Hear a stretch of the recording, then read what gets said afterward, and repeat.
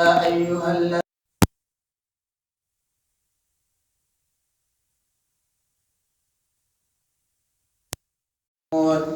يا أيها الناس اتقوا ربكم الذي خلقكم من نفس واحدة وخلق منها زوجها وبث منهما رجالا كثيرا ونساء واتقوا الله الذي تساءلون به والأرحام إن الله كان عليكم رقيبا يا أيها الذين آمنوا اتقوا الله وقولوا قولا سديدا يصلح لكم أعمالكم ويغفر لكم ذنوبكم ومن يطع الله ورسوله فقد فاز فوزا عظيما أما بعد فإن خير الحديث كتاب الله وخير الهدي هدي محمد صلى الله عليه وسلم وشر الأمور محدثاتها وكل محدثة بدعة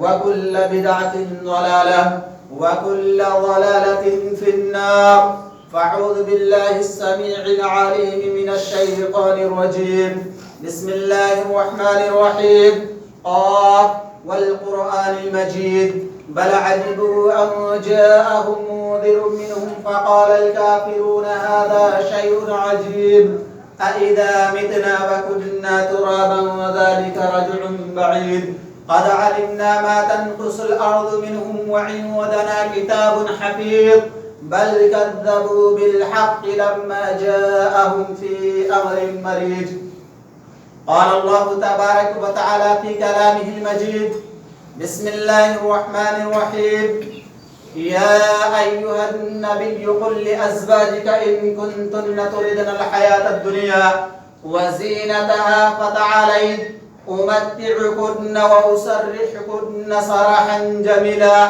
وإن كنتن تردن الله ورسوله والدار الآخرة فإن الله أعد للمحسنات منكن أجرا عظيما وقال النبي صلى الله عليه وسلم أيها الناس إن الله طيب لا يقبل إلا طيبا وإن الله أمر المؤمنين بما أمر به المرسلين فقال يا أيها الرسل كلوا من الطيبات واعملوا صالحا إني بما تعملون عليم وقال يا أيها الذين آمنوا كلوا من طيبات ما رزقناكم وقال النبي صلى الله عليه وسلم ثم ذكر الرجل يطيل السفر أشعث أغبر يمد يديه إلى السماء يا ربي يا ربي ومطعمه حرام ومشربه حرام وملبسه حرام وغذي بالحرام فأدنى يستجاب لذلك سننے ترمذی ہر طرح کی حمد و ثنا تعریف بڑائیاں بزرگیاں ایک اللہ رب العالمین کے لیے لائق و سزاوار ہے بعدہ اللہ رب العالمین کے تمام نبیوں اور رسولوں پر درود و سلام نازل ہوں بالخصوص ہمارے آخری نبی جناب محمد رسول اللہ صلی اللہ علیہ وسلم پر اللہم صلی علی محمد وعلی آل محمد کما صلیت علی ابراہیم وعلی آل ابراہیم انکا حمید مجید معزز حاضرین جمعہ عزیز ساتھیوں بزرگوں نوجوان بچوں خطبہ مسنونہ کے بعد سورۃ الاحزاب کی دو آیت کریمہ آپ لوگوں کے سامنے تلاوت کی گئی اور ایک حدیث بھی آپ لوگوں کے سامنے میں نے پڑھا اور آج کے خطبہ جمعہ کا موضوع نبی اکرم جناب محمد رسول اللہ صلی اللہ علیہ وسلم کی 5 قیمتی نصیحتیں اللہ رب العالمین سے دعا ہے کہ اے بار الہ ہم تمام مسلمان نہ صرف ان 5 نصیحتوں کو سنیں گے بلکہ ان 5 نصیحتوں میں عمل کریں گے. یقیناً نبی اکرم جناب محمد رسول اللہ صلی اللہ علیہ وسلم نے ایسے لوگوں کی ضمانت لی ہے. تو آئیے شروع کرتے ہیں کہ ایک موقع سے نبی اکرم جناب محمد رسول اللہ صلی اللہ علیہ وسلم بیان کرتے ہیں. راوی حدیث سیدنا ابو ہریرہ رضی اللہ تعالی عنہ ہے. بیان کرتے ہیں قال رسول اللہ صلی اللہ علیہ وسلم من يأخذ عني هؤلاء الكلمات فيعمل بهن أو يعلم من يعمل بهن. فقال أبو هريرة فقلت أنا يا رسول الله صلى الله عليه وسلم فأخذ بيدي فعد 5 وقال اتق المحارم تكن أعبد الناس وارض بما قسم الله لك تكن أغنى الناس وأحسن إلى جارك تكن مؤمنا وأحب للناس ما تحب لنفسك تكن مسلما ولا تكسر الضحك فإن كثرة الضحك تميت القلب. اس حدیث میں اللہ کے نبی صلی اللہ علیہ وسلم نے 5 چیزوں کا ذکر کیا. اسے ہم اور آپ اپنے ذہن میں رکھیں. سب سے پہلی بات اللہ کے نبی صلی اللہ علیہ وسلم نے ارشاد فرمایا اللہ رب العالمین کی حرام کردہ چیزوں سے بچو, تم لوگوں میں سب سے بڑا عابد بن جاؤ گے. دوسرے نمبر پر اللہ رب العالمین کی تقسیم پر راضی ہو جاؤ. تقسیم الہی پر اللہ رب العالمین کا حمد بیان کرو, شکر بیان کرو, تم تمام کے تمام لوگوں سے بے نیاز ہو جاؤ گے. صرف اللہ رب العالمین کا محتاج تم رہو گے. تیسرے نمبر پر اللہ کے نبی صلی اللہ علیہ وسلم نے بیان فرمایا تم اپنے لیے جس چیز کو پسند کرتے ہو اسی چیز کو دوسروں کے لیے پسند کرو. چوتھے نمبر پر اللہ کے نبی صلی اللہ علیہ وسلم نے بیان فرمایا اپنے پڑوسی کے ساتھ احسان کرو, نیکی کا سلوک کرو, تم پکے سچے مومن بن جاؤ گے. اور آخری نصیحت نبی صلی اللہ علیہ وسلم نے فرمایا زیادہ ہنسو نہیں, اس لیے کہ زیادہ ہنسنے سے دل مردہ ہو جاتا ہے. اس حدیث مبارکہ کو سامنے رکھتے ہوئے ہم اپنی بات کو آگے بڑھانے کی کوشش کرتا ہوں. اللہ رب العالمین ہم سب کو ان باتوں کی توفیق دے. اگر نبی اکرم جناب محمد رسول اللہ صلی اللہ علیہ وسلم نے ان 5 نصیحتوں کا ذکر کر کے حضرت ابو ہریرہ رضی اللہ تعالی عنہ سے کہا کہ ان 5 نصیحتوں کو تم عمل کرو, تم مجھ سے سیکھ لو. اسی لیے تو تمام کے تمام سامعین سے جہاں پر ابو ہریرہ رضی اللہ تعالی عنہ بھی تھے, ابو ہریرہ کہتے ہیں کھڑے ہو جاتے ہیں اے اللہ کے نبی صلی اللہ علیہ وسلم میں حاضر ہوں ان 5 کلمات کو سیکھنے کے لیے, اور میں خود بھی عمل کروں گا اور میں ان لوگوں کو بتاؤں گا, ان تک اپنی بات کو پہنچاؤں گا جو ان 5 کلمات پر عمل کرنا چاہتے ہیں.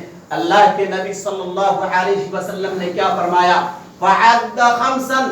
حضرت ابو ہریرہ رضی اللہ تعالی عنہ کے ہاتھ کو اپنے ہاتھوں میں تھام لیا اور اللہ کے نبی صلی اللہ علیہ وسلم نے ان 5 چیزوں کو گن کر بتایا, کہا فعد 5. لہذا نبی اکرم جناب محمد رسول اللہ صلی اللہ علیہ وسلم اپنے صحابہ کرام اور تمام کے تمام لوگوں کو یہ تعلیم دے رہے ہیں کہ کسی بھی طرح سے یہ انسانیت اللہ رب العالمین نے جو عذاب تیار کر رکھا ہے ان عذاب سے بچ جائیں. آج نہ جانے کتنے لوگ وہ کیسے کیسے حربے اور کیسے کیسے طریقے استعمال کرتے ہیں اور وہ چاہتے ہیں کہ ہم اللہ رب العالمین کا مقرب بن جاؤ، جبکہ اللہ کے نبی جناب محمد رسول اللہ صلی اللہ علیہ وسلم اس حدیث کے ایک ٹکڑے میں بیان کرتے ہیں کہ اگر تمہیں دنیا میں، انسانوں میں، لوگوں میں سب سے بڑا عابد بننا ہے، سب سے بڑا زاہد بننا ہے، سب سے بڑا تقوی شعار بننا ہے، تو اللہ رب العالمین کی حرام کردہ چیزوں سے بچو۔ اللہ رب العالمین کی نظر میں، لوگوں کی نظر میں سب سے بڑا عابد بن جاؤ گے، تقوی شعار بن جاؤ گے، پرہیزگار اور متقی بن جاؤ گے۔ وہ کون شخص ہے جو مجھ سے ان کلمات کو سیکھے اور ان کلمات کو سیکھ لینے کے بعد عمل بھی کرے، فَيَعْمَلُ بِهِنَّ، اور ان کلمات پر عمل کرنے کے بعد، او يُعَلِّمُ مَنْ يَعْمَلُ بِهِنَّ، یا وہ ایسے شخص کو بتائے جو ان کلمات پر عمل کرنا چاہتے ہیں۔ حضرت ابو ہریرہ رضی اللہ تعالی عنہ نے ان 5 کلمات کو سیکھے اور سیکھنے کے بعد خود بھی عمل کیے اور ان لوگوں تک پہنچایا جو ان 5 کلمات پر عمل کرنا چاہتے ہیں۔ آپ صلی اللہ علیہ وسلم نے ابو ہریرہ کے ہاتھ کو پکڑا۔ یہ اس بات کی دلیل ہے کہ سب سے پہلے نیکیوں میں سبقت کرنے والے اور سب سے زیادہ نبی اکرم جناب محمد رسول اللہ صلی اللہ علیہ وسلم کی زبان سے نکلنے والے الفاظ سب سے زیادہ اس چیز کی چاہت رکھتے تھے، اس چیز کے خوگر ہو گئے تھے کہ نبی صلی اللہ علیہ وسلم کی ہر بات کو میں یاد کر لوں اور ان تمام کے تمام حکموں پر عمل کروں۔ لہذا آگے چلتے ہیں کہ اللہ کے نبی صلی اللہ علیہ وسلم نے بیان فرمایا، تکن اعبد الناس، تم لوگوں میں سب سے بڑا زاہد، پرہیزگار، متقی بن جاؤ گے۔ اس کے بعد اللہ کے نبی صلی اللہ علیہ وسلم نے بیان فرمایا، وارض بما قسم اللہ لک تکن اغنى الناس، تقسیم الہی پر راضی ہو جاؤ۔ اللہ تبارک و تعالی نے جو تمہیں عطا کیا ہے اس پر خوش ہو جاؤ، اس پر اللہ رب العالمین کا حمد بیان کرو، اللہ رب العالمین کا شکر ادا کرو۔ تکن اغنى الناس، تم لوگوں سے بے نیاز ہو جاؤ گے۔ اللہ رب العالمین تجھے اپنے علاوہ کسی اور کا محتاج نہیں بنائے گا، تم لوگوں سے بے نیاز ہو جاؤ گے۔ وَأَحْسِنْ إِلَى جَارِكَ تَكُنْ مُؤْمِنًا، اور اپنے پڑوسیوں کے ساتھ احسان کرو، نیکی کرو، ان کے ساتھ اچھا سلوک کرو، ان کے ساتھ اچھا ویوہار کرو، ان کے ساتھ تمہارے معاملات اچھے ہوں، بہتر ہوں، عمدہ ہوں، تم پکے سچے مومن بن جاؤ گے۔ آگے اللہ کے نبی صلی اللہ علیہ وسلم بیان کرتے ہیں، وَأُحِبُّ لِلنَّاسِ مَا تُحِبُّ لِنَفْسِكَ، اور جس چیز کو تم پسند کرتے ہو اسی چیز کو لوگوں کے لیے پسند کرو، اسی چیز کو تم لوگوں کے لیے پسند کرو، تم پکے سچے صحیح معنوں میں مسلمان ہو جاؤ گے۔ اور آخری نصیحت اللہ کے نبی جناب محمد رسول اللہ صلی اللہ علیہ وسلم نے کیا وَلَا تُكْسِرِ الضَّحِكَ فَإِنَّ كَثْرَةَ الضَّحِكِ تُمِيتُ الْقَلْبَ، تم زیادہ ہنسو نہیں، زیادہ ہنسنے سے انسان کا دل مردہ ہو جاتا ہے۔ لہذا اگر ان 5 نصیحتوں میں ہم عمل کریں تو میں سمجھتا ہوں کہ اس کی زندگی خوبصورت، بہتر، عمدہ اور اچھا ہو جائے گا جو کوئی ان 5 نصیحتوں پر عمل کرے۔ اور ساتھ ہی ساتھ صرف ہم عمل نہیں بلکہ ان 5 نصیحتوں کو ان تک پہنچائیں جو ان 5 نصیحتوں پر عمل کرنا چاہتے ہیں۔ آئیے اور آگے چلتے ہیں۔ پہلا کلمہ کیا رہا؟ پہلا کلمہ، پہلی نصیحت نبی اکرم صلی اللہ علیہ وسلم کا کیا تھا؟ اتق المحارم، اے ابو ہریرہ اللہ رب العالمین کی حرام کردہ چیزوں سے بچ جاؤ۔ تکن اعبد الناس، تم لوگوں میں سب سے بڑا متقی پرہیزگار بن جاؤ۔ پتہ یہ چلا کہ اگر کوئی حرام سے بچتا ہے، کسب حرام اس کی زندگی میں نہیں ہے، وہ حلال رزق کھاتا ہے، اکل حرام سے اس کی زندگی پاک ہے، حرام کماتا نہیں، حرام ذرائع نہیں اپناتا، حرام کھاتا نہیں، حلال اور حرام کے درمیان فرق کرتا ہے، تو وہ انسان سب سے بڑا عبادت گزار ہے۔ ایک طرف آپ عبادت بھی کریں، نمازیں بھی پڑھیں، ایک طرف روزے بھی رکھیں، حج اور عمرے بھی کریں، بڑے بڑے فرائض ادا کریں جو اللہ رب العالمین نے فرض قرار دیا ہے ایک مسلمان کے اوپر۔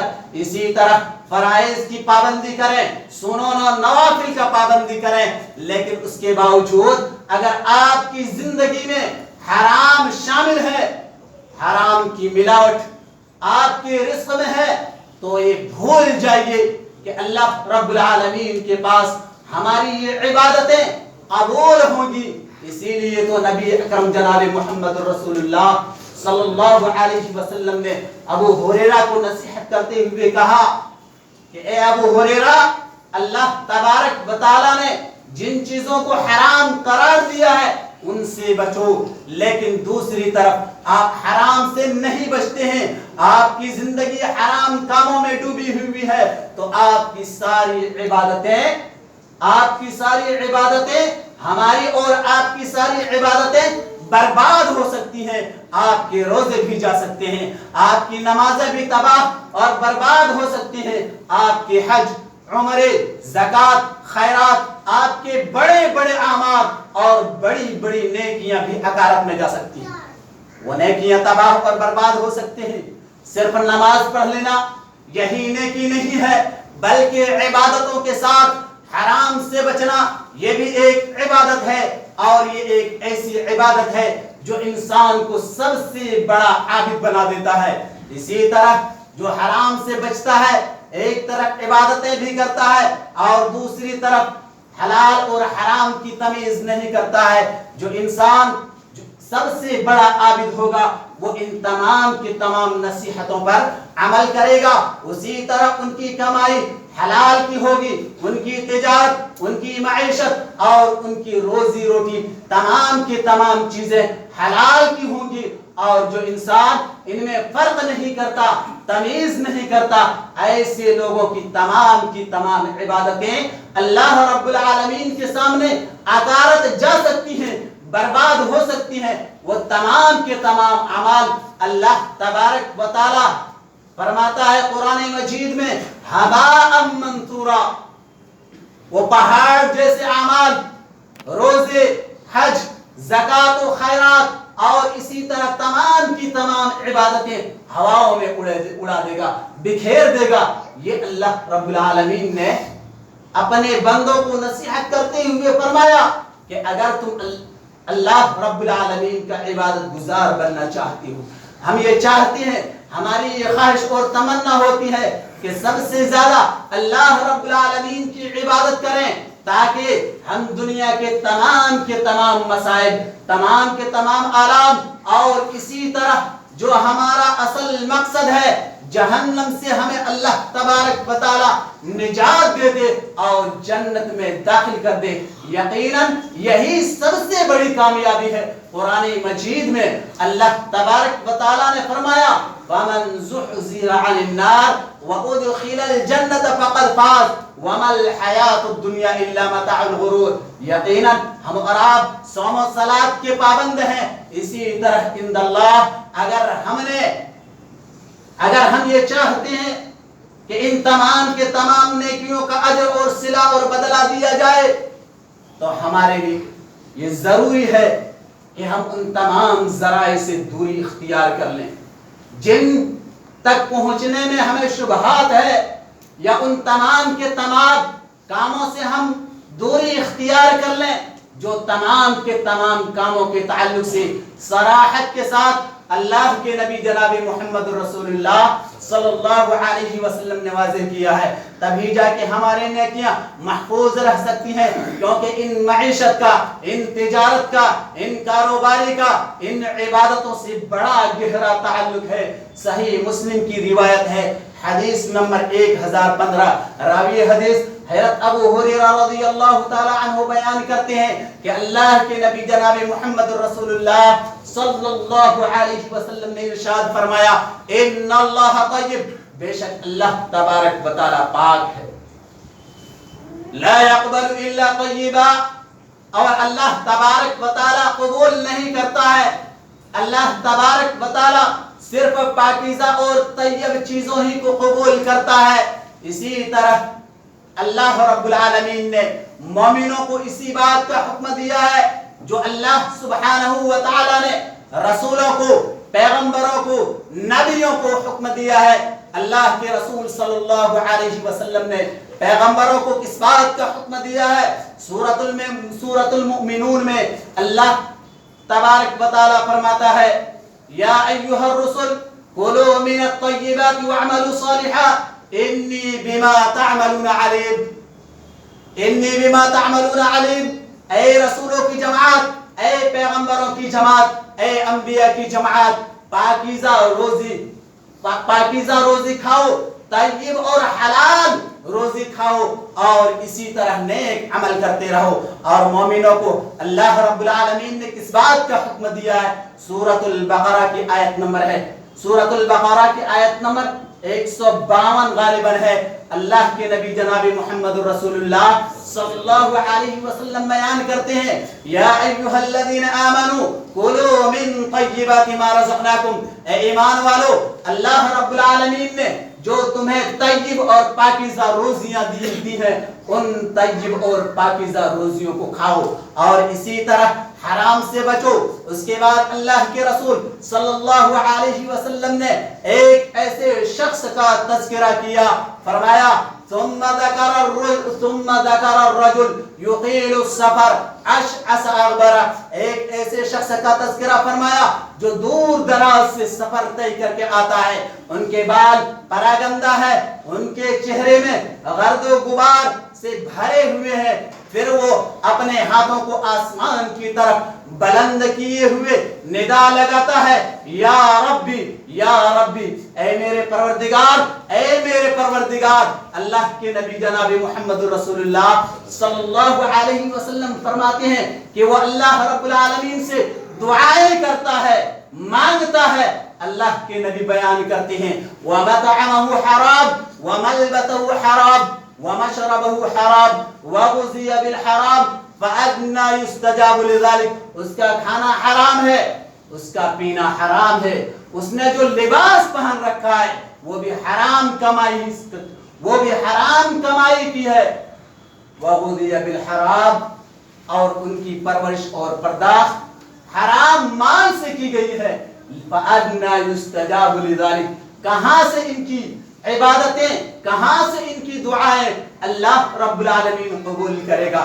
لہذا اگر ہماری زندگی میں حلال اور حرام کی تمیز آ جائے، حلال اور حرام میں ہم اور آپ فرق کرنے لگے، حرام کو ہم اپنے سے دور کر دیں اور حلال ہی پر اکتفا کر لیں، اللہ کے نبی صلی اللہ علیہ وسلم بیان کرتے ہیں کہ وہ سب سے بڑا عابد، اور اسی طرح اس کی تمام عبادتیں اللہ رب العالمین قبول کرے گا.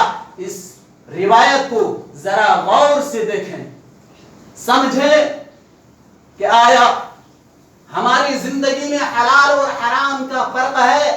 ہم اور آپ حلال اور حرام کے درمیان تمیز کرتے ہیں.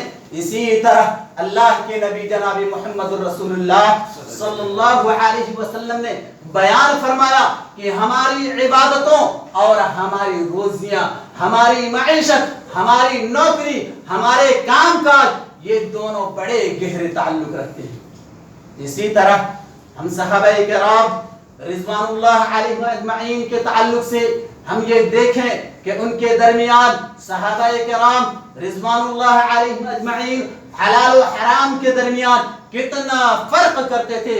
خود نبی اکرم جناب محمد رسول اللہ صلی اللہ علیہ وسلم کتنا فرق کرتے تھے. ذرا اندازہ لگائیں، صحیح بخاری کی روایت ہے، اللہ کے نبی جناب محمد رسول اللہ صلی اللہ علیہ وسلم نے اپنے نواسے حضرت حسن بن علی رضی اللہ عنہما کے تعلق سے بیان کرتے ہیں کہ ایک مرتبہ کا واقعہ ہے کہ صدقہ کے کھجور کے ڈھیر میں سے ایک کھجور کو حسن بن علی رضی اللہ عنہما نے اٹھا لیا اور کھا لیا. صحیح بخاری کے الفاظ ہیں کخ کخ چھی چھی یہ تم نے کیا کیا. اما عملتا اے حسن بن علی کیا تجھے معلوم نہیں ہے ان لا نأکل الصدقہ کہ آل محمد اور آل محمد پر صدقہ حلال نہیں ہے. روایت میں حرام کے تعلق سے بات نہیں کی گئی ہے. لا تحل صدقہ محمد اور آل محمد پر حلال نہیں ہے. چنانچہ نبی صلی اللہ علیہ وسلم نے اس کھجور کو امام حسن بن علی رضی اللہ تعالی عنہ سے کہا اسے باہر کرو. چنانچہ انگلی ڈال کے نبی صلی اللہ علیہ وسلم نے اس صدقے کے کھجور جو حسن بن علی نے کھا لیا تھا کہہ کر دی. یہ حلال و حرام کی تمیز نبی اکرم جناب محمد رسول اللہ صلی اللہ علیہ وسلم کی زندگی میں خود آپ بھی حرام چیزوں سے بچے اور آپ نے حتی الامکان کوشش کی کہ اپنے آل کو اپنے اہل بیت کو حرام چیزوں سے دور رکھیں بچائیں. اسی طرح آپ سیدنا ابو بکر صدیق رضی اللہ تعالی عنہ کی زندگی کو دیکھیں کس قدر تقوی کتنا تقوی تھا. ایک مرتبہ کا واقعہ ہے کہ ابو بکر صدیق رضی اللہ تعالی عنہ کے غلام نے ایک چیز لا کر ابو بکر صدیق رضی اللہ تعالی عنہ کو دیتے ہیں. آپ نے لیا اور کھا لیا. پھر اس کے بعد غلام ابو بکر صدیق رضی اللہ تعالی عنہ سے پوچھتے ہیں سوال کرتے ہیں کہ اے ابو بکر صدیق رضی اللہ تعالی عنہ کیا آپ کو معلوم ہے کہ یہ جو چیز میں نے آپ کو دیا ہے یہ کیا ہے. کہا کہ تو نے دیا میں نے کھا لیا مجھے نہیں معلوم. وہ غلام ابو بکر صدیق رضی اللہ تعالی عنہ کے غلام پھر سارا واقعہ بیان کرتے ہیں. کہتے ہیں کہ ہم نے کہانت کی تھی اور اتفاق کی بات یہ ہے کہ اس کا کام ہو گیا. پھر بہت دنوں کے بعد راستے میں ملا وہ خوش ہو کر اس نے کوئی چیز دی اور اس غلام نے لے لیا. پھر اسی چیز کو ابو بکر صدیق رضی اللہ تعالی عنہ کو دیتے ہیں. ابو بکر صدیق رضی اللہ تعالی عنہ کھا لیتے ہیں. چنانچہ جب سارا واقعہ ابو بکر صدیق رضی اللہ تعالی عنہ سنتے ہیں ابو بکر صدیق رضی اللہ تعالی عنہ اپنے ہاتھ کو گلے میں ڈالتے ہیں اور تمام کی تمام پیٹ کی چیزوں کو باہر نکال دیتے. یہ تھا اللہ رب العالمین کا تقوی. یہ خشیت الہی ہے. یہ پرہیزگاری تھا. کہاں ہمارے اندر یہ پرہیزگاری ہے؟ اگر نہیں ہے تو ضرورت اس بات کی ہے کہ ہمیں اللہ رب العالمین کی حرام کردہ چیزوں سے بچنا چاہیے. اسی طرح دوسرے نمبر پر اللہ کے نبی جناب محمد رسول اللہ صلی اللہ علیہ وسلم نے جو وصیت کی ان میں سے ایک وصیت یہ تھی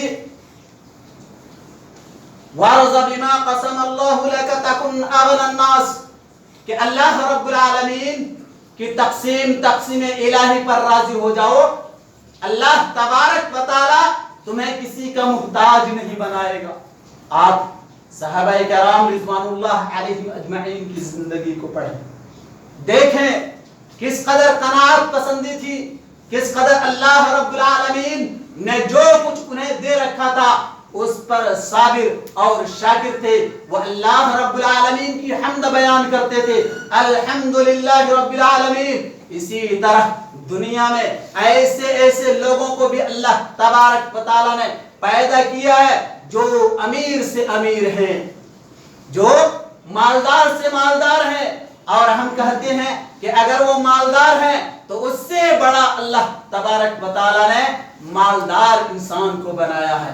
اسی طرح ہم اپنی زندگی کا ذرا مشاہدہ کریں کہ کوئی غریب ہے, کوئی غریب ہے، قلاس ہے، محتاج ہے، تو ہم دیکھیں انہی کے درمیان اس سے بھی بڑا غریب، محتاج، قلاس، عاجز انسان کو بھی اللہ تبارک و تعالیٰ نے بنایا ہے۔ یہ اللہ رب العالمین کا نظام ہے۔ اگر اللہ تبارک و تعالیٰ تمام کے تمام لوگوں کو یکساں بنا دیتا تو کون کس کا سنتا؟ کون کس کا سنتا؟ ہر کوئی